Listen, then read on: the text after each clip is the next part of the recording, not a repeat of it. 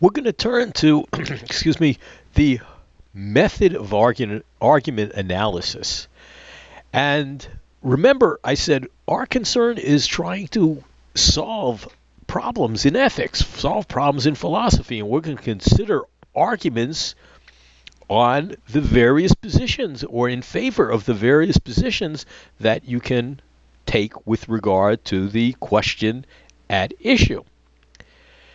And I'm going to suggest that what we want to do is we want to analyze the arguments at all sides, right? That's our method of inquiry. And we want to find out if it's good. But I think when we're looking at argument analysis, we're going to see that we can break down argument analysis into two steps. Now, the first step is going to be to reconstruct the argument. And when I talk about reconstructing the argument, we're going to put that argument in standard form. We're going to write down a conclusion. We're going to write down premises above it. We're going to number those premises. We're going to draw a line and write therefore and have the conclusion after it. That is a reconstructed argument or an argument in standard form. And I'll talk a little bit more, but I think it's really the best way to proceed. But when we go through an example, I think you're going to understand a little bit better what's going to happen. And the second step in argument analysis is now that we have agreement as to what the argument is that we're considering, now we can evaluate it. When we were talking about evaluating an argument, remember I said there were two criteria that we used, and they are two different criteria. And I always said, let's keep them separate. We're talking about the logic of the argument, the connection between those reasons, those premises, and that conclusion.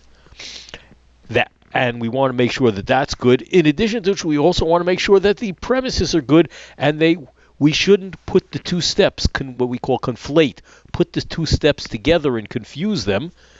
Let's keep them separate. Similarly, as we're reconstructing an argument, trying to get the best version of the argument that we're considering for the position, for the candidate positions, each one we're going to want to do it. That is, first reconstruct the argument, then we're going to evaluate the argument.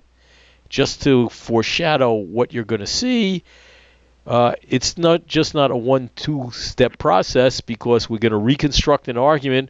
We're going to evaluate the argument. If we find the argument's bad, we might want to go back to reconstructing and see if we could reconstruct a better version of the argument, which we always want to do, because our goal is not to win the contest, win the boxing match, win the debate.